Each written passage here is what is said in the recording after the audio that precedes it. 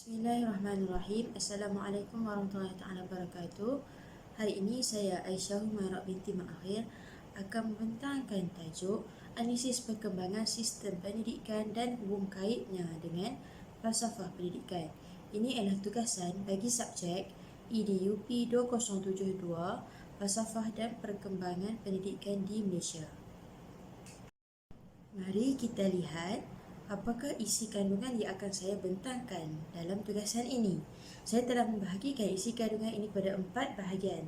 Bahagian yang pertama ialah sistem pendidikan sebelum merdeka. Bahagian yang kedua ialah sistem pendidikan selepas merdeka. Bahagian yang ketiga ialah sistem pendidikan semasa, iaitu pada masa kini. Dan bahagian yang terakhir iaitu bahagian yang keempat ialah hubung kait antara perkembangan sistem pendidikan dan falsafah pendidikan.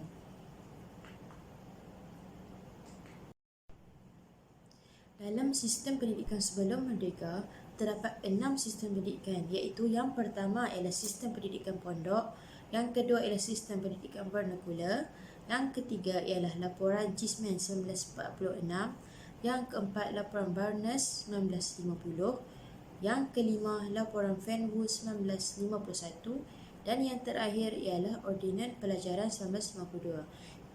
Keenam-enam ini ialah sistem pendidikan yang wujud sebelum merdeka. Mari kita lihat sistem pendidikan sebelum merdeka yang pertama, iaitu sistem pendidikan pondok. Sistem pendidikan pondok ini merupakan sistem pendidikan yang terawal dilaksanakan di Tanah Melayu. Sistem ini juga ialah merupakan pendidikan yang tidak formal yang ditadbir oleh ilmuwan agama Islam. Pendidikan pondok ini terbuka kepada golongan lelaki dewasa dan perempuan dewasa tanpa mengehadkan had umur. Selain itu juga, sistem pendidikan pondok ini menumpukan kepada pengajian ilmu Islam, iaitu Al-Quran, hadis, fiqh dan juga tauhid. Dalam sistem pendidikan pondok ini, tidak ada sukatan pelajaran. Tempoh pengajaran ditentukan oleh guru itu sendiri berdasarkan tahap penguasaan murid. Sistem pendidikan yang seterusnya adalah sistem pendidikan vernakular. Sistem pendidikan vernakular ini telah diwujudkan oleh pihak Inggeris semasa penjejahan Inggeris ke Tanah Melayu. Pihak Inggeris telah mewujudkan sekolah vernakular berdasarkan kaum, iaitu vernakular Melayu, sekolah vernakular Melayu, sekolah vernakular Cina, sekolah vernakular India, sekolah vernakular Inggeris dan juga sekolah vernakular agama, iaitu madrasah.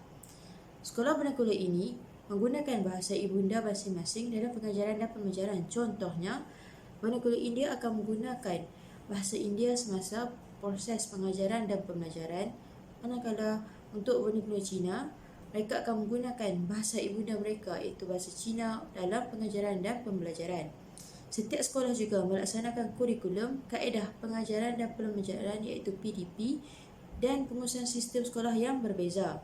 Sekolah vernakular ini dibina di kawasan tertentu mengikut bangsa dan juga kaum. Contohnya di ladang, sekolah vernakular India; di bandar terdapat sekolah vernakular Cina dan juga di kampung terdapat sekolah vernakular Melayu. Penjajah Inggeris membuat sistem vernakular ini untuk memisahkan atau mewujudkan jurang antara kaum di Tanah Melayu. Sistem pendidikan ini juga tidak menyediakan vocational dan juga teknikal kepada rakyat Tanah Melayu pada ketika itu. Seterusnya ialah laporan Cheesman pada tahun 1946. Laporan Cheesman ini telah ditubuhkan oleh Harold Ambrose Robinson Cheesman, iaitu Timbalan Pengarah Pendidikan Malayan Union. Laporan ini untuk membina semula sistem pendidikan demi menjamin setiap jenis sistem sekolah dapat dikembangkan seluruhnya atau sepenuhnya. Antara cadangan dalam laporan Cheesman 1946 ini ialah yang pertama, pendidikan rendah diberi secara percuma kepada kanak-kanak di sekolah vernakular. Yang kedua, kanak-kanak dibenarkan menggunakan bahasa ibunda masing-masing. Yang ketiga, mata pelajaran sains dimasukkan dalam sukatan pelajaran. Yang keempat, menambah sekolah pertukangan dan memperbaiki kurikulum bagi sekolah vernakular. Dan yang terakhir, subjek amali mesti dimasukkan ke dalam kurikulum bahasa Inggeris. Tetapi rancangan ini gagal kerana ia lebih menumpukan kepada sekolah rendah sahaja dan lebih mengutamakan bahasa Inggeris sebagai bahasa pengantar di semua sekolah. Seterusnya, mari kita melihat laporan Barnes 1950. Laporan ini telah diwujudkan oleh L.J. Barnes pada tahun 1950. Tubuhan Barnes ini bercorak kebangsaan. Dalam laporan Barnes, beliau telah mencadangkan penubuhan sekolah kebangsaan dan menjadikan bahasa Melayu dan bahasa Inggeris sebagai bahasa pengantar. Kemudian, sekolah-sekolah bernegara Cina dan India akan dihapuskan di peringkat menengah dan akan menggunakan bahasa Inggeris sahaja di sekolah menengah. Tetapi laporan Barnes ini tidak mendapat sambutan yang baik daripada semua kaum. Bagi kaum Cina dan India, mereka berpendapat laporan Barnes ini akan menggugat bahasa dan budaya mereka. Manakala bagi kaum Melayu tidak diberikan pendidikan sewajarnya dan hanya menumpang di sekolah Inggeris. Laporan Fenwick 1951. Laporan Fenwick ini telah diketuai oleh Dr. William P. Fern dan juga Dr. Wu Teh Yao. Tujuan laporan Fenwick ini adalah untuk menyemak semula laporan Barnes dan pandangan masyarakat Cina yang menganggap laporan Barnes ialah untuk menghapus bahasa dan juga tradisi budaya orang Cina. Dalam cadangan laporan Fenwick ini, cadangan yang pertama, sekolah Cina patut dikekalkan dan sukatan pelajaran harus mengikut sukatan negara Cina. Yang kedua, mengekalkan sekolah aliran bahasa Inggeris. Dan cadangan yang ketiga ialah membenarkan sekolah vernakular untuk menggunakan bahasa ibunda mereka masing-masing. Contohnya vernakular Melayu, menggunakan bahasa Melayu sebagai bahasa pengantar.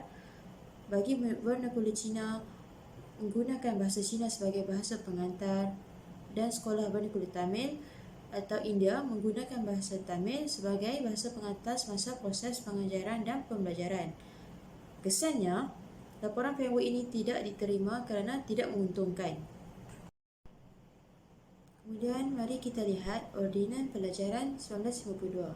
Ordinan Pelajaran 1952 ini terdiri daripada jawatan kuasa iaitu 12 orang pendidik, pegawai-pegawai Tanah Melayu dan juga wakil-wakil tidak rasmi daripada kaum Melayu, Cina dan India.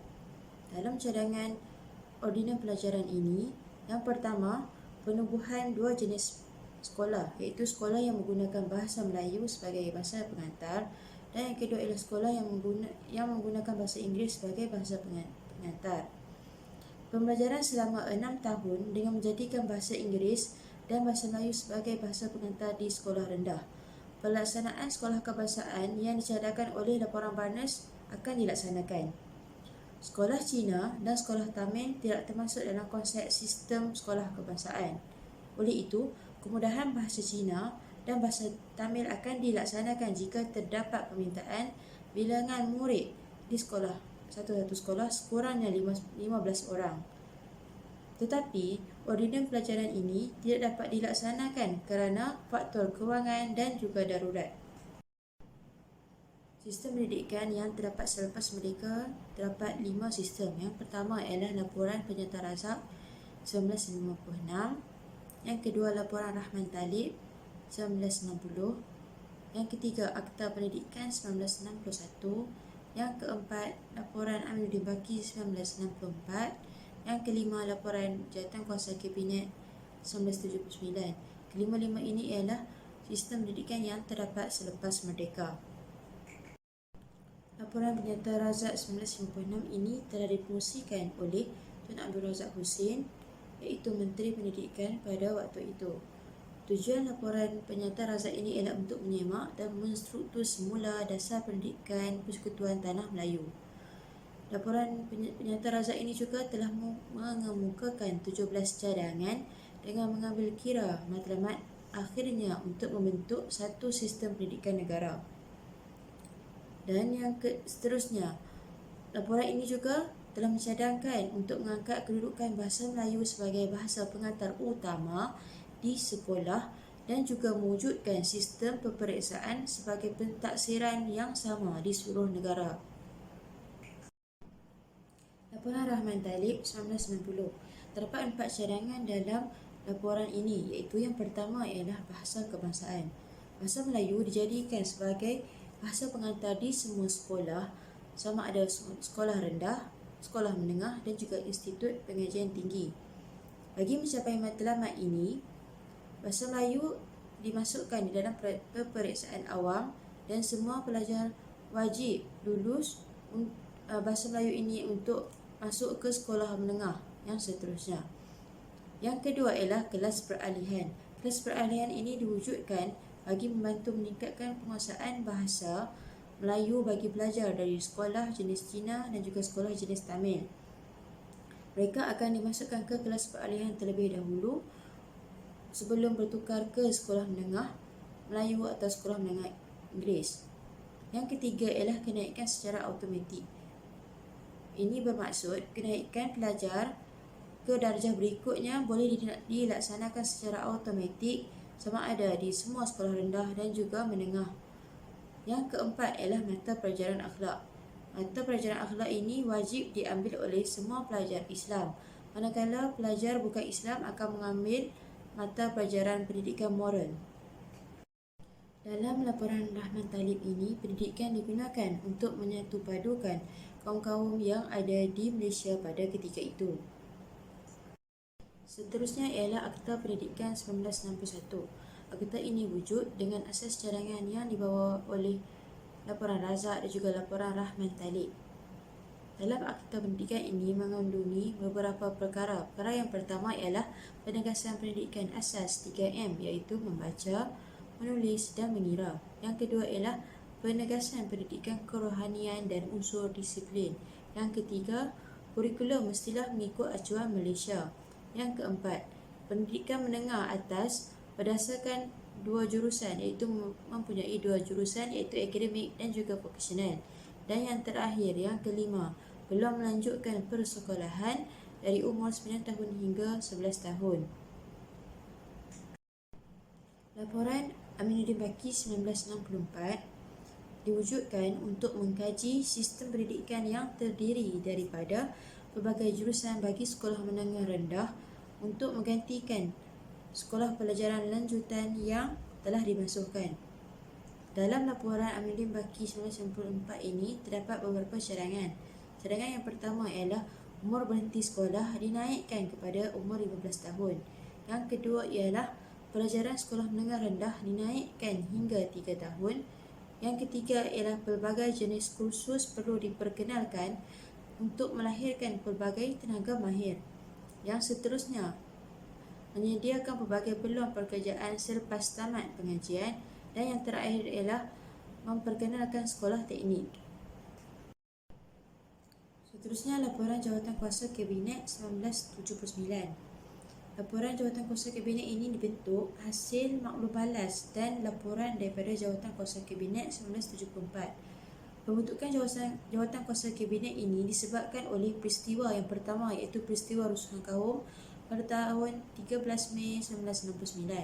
Yang kedua ialah pembentukan Rukun Negara 1970 dan yang ketiga ialah pelancaran dasar ekonomi baru 1970.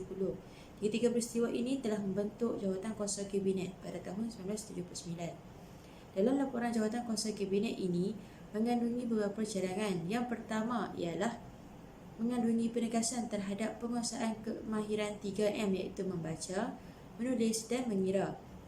Yang seterusnya ialah memastikan keperluan tenaga manusia dapat dipenuhi dalam jangka masa pendek dan juga panjang. Dan yang ketiga, mengkaji semula dasar pendidikan kebangsaan yang kurang menitik beratkan aspek perpaduan negara dan memajukan sosial, ekonomi dan politik. Dan yang terakhir dalam cadangan laporan ini ialah membuat ketetapan spesifik penentuan acuan warga negara Malaysia yang dibentuk melalui sistem pendidikan. Mari kita lihat sistem pendidikan semasa. Saya telah membahagikan sistem pendidikan semasa ini kepada dua bahagian. Yang pertama ialah Pelan Induk Pembangunan Pendidikan pada tahun 2006 hingga 2010 dan yang kedua ialah Pelan Pembangunan Pendidikan Malaysia PPP 2013 hingga 2025. Dalam sistem pendidikan semasa, terdapat Pelan Induk Pembangunan Pendidikan 2006 hingga 2010. Pembentukan pelan ini untuk mencapai matlamat dalam Wawasan 2020 untuk menjadikan Malaysia negara maju mengikut acuan sendiri. Terdapat 6 antara strategik dalam pelan induk pembangunan pendidikan ini. Yang pertama ialah membina negara bangsa, iaitu dengan menjadikan warga negara Malaysia patriotik dan juga semangat cinta akan negara. Dan yang kedua ialah membangun modal insan. Membangun modal insan ini bermaksud untuk membentuk potensi diri dan juga meningkatkan lagi potensi diri mereka. Yang ketiga ialah memperkasa sekolah kebangsaan, yang bermaksud menjadikan sekolah-sekolah kebangsaan ini lebih beraspirasi nasional serta meningkatkan kecemerlangan sekolah ini dalam pelbagai bidang dan juga meningkatkan kualiti prasarana. Yang keempat ialah merapatkan jurang pendidikan. Merapatkan jurang pendidikan ini bermaksud merapatkan jurang antara pencapaian pelajar, merapatkan jurang antara pelajar di luar bandar dan juga bandar. Seterusnya, merapatkan jurang antara pelajar normal dan pelajar berpendidikan khas. Yang seterusnya, merapatkan jurang digital. Dan yang terakhir ialah merapatkan jurang sosioekonomi. Yang kelima dalam pelan induk pembangunan pendidikan ini ialah memartabatkan profesi perguruan dengan meningkatkan kualiti kerjaya dan kebajikan guru melalui strategi berikut. Yang pertama ialah menambah baik sistem pemilihan guru. Yang kedua, memantapkan latihan perguruan. Yang ketiga, memantapkan kerjaya guru. Dan yang keempat, menambah baik persekitaran dan kebajikan guru. Strategi yang keenam dalam pelan ini ialah melonjakkan kecemerlangan institusi pendidikan. Melonjakkan kecemerlangan institusi pendidikan. Melalui pelan induk pembangunan pendidikan ini, KPM berhasrat untuk membangunkan sistem pendidikan yang bertaraf dunia untuk melahirkan modal insan yang berupaya bersaing dalam era yang mencabar ini. Sistem pendidikan semasa yang kedua ialah Pelan Pembangunan Pendidikan Malaysia PPP 2013 hingga 2025. PPP ini ialah merupakan cetusan idea oleh Tan Sri Muhyiddin Yassin yang merupakan Menteri Pendidikan pada ketika itu. Terdapat 5 aspirasi dalam Pelan Pembangunan Pendidikan Malaysia ini. Yang pertama ialah akses. Akses bermaksud setiap kanak-kanak warga negara Malaysia berhak untuk mendapat kesamarataan peluang pendidikan bagi membolehkan mereka mencapai tahap potensi masing-masing. Yang kedua ialah kualiti. Kualiti ini merujuk kepada kanak-kanak di Malaysia berpeluang untuk mendapat pendidikan yang cemerlang berdasarkan sistem pendidikan di Malaysia yang setanding dengan sistem pendidikan antarabangsa. Yang ketiga ialah equity. Equity bermaksud mengurangkan jurang perbezaan antara luar bandar dan bandar, mengurangkan jurang antara sosioekonomi dan juga gender. Aspirasi yang keempat ialah perpaduan. Dengan sistem pendidikan di Malaysia, perpaduan dapat diperkukuhkan lagi melalui sistem pendidikan. Aspirasi yang kelima atau yang terakhir dalam Pelan Pembangunan Pendidikan Malaysia ialah kecekapan. KPM iaitu Kementerian Pendidikan Malaysia berhasrat untuk memaksimumkan keberhasilan murid setimpal dengan jumlah peruntukan dalam belanjawan semasa. Kelima-lima aspirasi ini merupakan pelan dalam pembangunan pendidikan Malaysia 2013 hingga 2025. Mari kita lihat bahagian yang terakhir dalam pembintangan ini iaitu hubung kait antara perkembangan sistem pendidikan dan juga falsafah pendidikan. Terdapat pelbagai jenis falsafah pendidikan yang terdapat di Malaysia. Saya telah memilih untuk menghubungkaitkan antara perkembangan sistem pendidikan dan juga falsafah pendidikan kebangsaan iaitu FPK. FPK, falsafah pendidikan kebangsaan, pada tahun 1996 telah menggantikan falsafah pendidikan negara pada tahun 1988. Dalam FPK ini, semua aktiviti persekolahan di Malaysia mestilah selaras dengan falsafah pendidikan kebangsaan serta dasar pendidikan kebangsaan. Matlamat utama dalam falsafah pendidikan kebangsaan ini ialah untuk melahirkan insan yang seimbang dari segi jasmani, emosi, rohani dan juga intelektual iaitu Jerry. Dalam falsafah pendidikan kebangsaan, FPK ini terdapat 10 elemen. Elemen yang pertama ialah pendidikan di Malaysia adalah merupakan satu usaha yang berterusan. Yang kedua, memperkembangkan potensi individu. Elemen yang ketiga ialah perkembangan potensi individu ini secara menyeluruh dan juga bersepadu. Yang keempat, mewujudkan insan yang seimbang dan harmonis. Yang kelima, kepercayaan dan kepatuhan kepada Tuhan. Dan yang keenam, melahirkan rakyat Malaysia yang berilmu pengetahuan. Yang seterusnya, melahirkan rakyat Malaysia yang berakhlak mulia.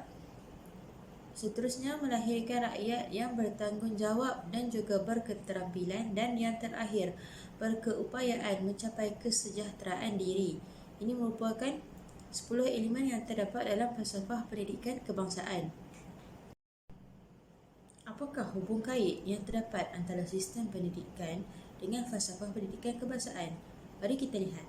Yang pertama, dalam sistem pendidikan pondok, sistem pendidikan pondok mementingkan pembangunan rohani seperti mana yang terdapat dalam falsafah pendidikan kebangsaan, iaitu mewujudkan insan yang seimbang dari jasmani, emosi, rohani dan juga intelektual berdasarkan kepercayaan dan kepatuhan kepada Tuhan.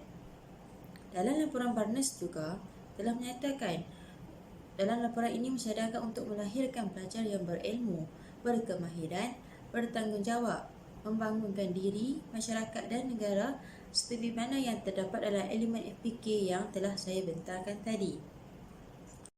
Hubung kait laporan Rahman Talib 1960 dengan falsafah pendidikan kebangsaan. Dalam laporan Rahman Talib 1960 ini terdapat cadangan untuk memajukan pendidikan teknik dan vokasional supaya potensi dan kebolehan individu dapat diperkembangkan lagi. Ini juga terdapat dalam falsafah pendidikan kebangsaan iaitu FPK yang mana perkembangan potensi individu secara menyeluruh. Yang seterusnya terdapat juga dalam cadangan laporan ini ialah pendidikan teknik dan vokasional menekankan kemenjadian murid dari segi ilmu dan kemahiran serta meningkatkan lagi produktiviti murid. Dalam FPK juga telah menyatakan untuk melahirkan insan yang berkemampuan dari segi jasmani. Dalam laporan Jawatankuasa Kabinet 1979 telah menyatakan laporan ini untuk memastikan sistem pelajaran memenuhi matlamat negara ke arah melahirkan masyarakat yang bersepadu, berdisiplin dan juga terlatih. Ini juga terdapat dalam falsafah pendidikan kebangsaan iaitu melahirkan rakyat yang berakhlak mulia, rakyat yang bertanggungjawab dan juga rakyat yang berketerampilan. Ini menunjukkan hubung kait antara sistem pendidikan iaitu laporan Jawatankuasa Kabinet 1979 dan juga falsafah pendidikan kebangsaan. Dalam Pelan Induk Pembangunan Pendidikan PIPP 2006 hingga 2010, terdapat pelan untuk membangunkan modal insan yang fokus kepada ilmu pengetahuan serta kepakaran dan kemahiran yang tinggi. Seterusnya, mempunyai nilai yang tinggi untuk menjadi pemimpin dalam keluarga dan masyarakat. Kemahiran berkomunikasi, berkesan, berfikir secara kreatif dan kritis serta mengamalkan pembelajaran sepanjang hayat. Ini juga merupakan hubung kait antara Pelan Induk Pembangunan Pendidikan PIPP 2006 hingga 2010 dengan falsafah pendidikan kebangsaan. Dalam falsafah pendidikan kebangsaan, rakyat memberi sumbangan melalui latihan yang disediakan agar dapat meningkatkan produktiviti, kemahiran dan inovatif ke arah membangunkan negara serta memajukan negara kita Malaysia. Yang terakhir ialah hubung kait antara Pelan Pembangunan Pendidikan Malaysia PPP 2003 hingga 2015 dengan falsafah pendidikan kebangsaan. Dalam Pelan Pembangunan Pendidikan Malaysia PPP ini untuk melahirkan rakyat yang menghayati nilai dengan pengukuhan pendidikan Islam dan juga pendidikan moral. Medium ini digunakan untuk mengukuhkan lagi perpaduan dan persefahaman antara murid. Dalam FPK terdapat elemen untuk melahirkan insan yang seimbang dari segi jasmani, emosi, rohani iaitu Jerry berdasarkan kepercayaan dan kepatuhan kepada Tuhan. Ini merupakan hubung kait antara FPK dan juga PPP 2013 hingga 2025. Hubung kait yang kedua ialah memanfaatkan ICT untuk meningkatkan lagi kualiti pembelajaran. Dalam FPK, terdapat elemen yang untuk melahirkan murid yang bertanggungjawab, berakhlak mulia, berilmu pengetahuan serta berketerampilan untuk memberikan sumbangan kepada masyarakat dan negara melalui ilmu pengetahuan yang sedia ada. Rumusannya, perkembangan sistem pendidikan menimbulkan kesedaran terhadap pentingnya penambahbaikan dalam pelaksanaannya. Yang kedua, pembentukan falsafah penting dalam sistem pendidikan pada hari ini agar matlamat pendidikan lebih jelas untuk dicapai oleh negara kita Malaysia. Sekian, terima kasih.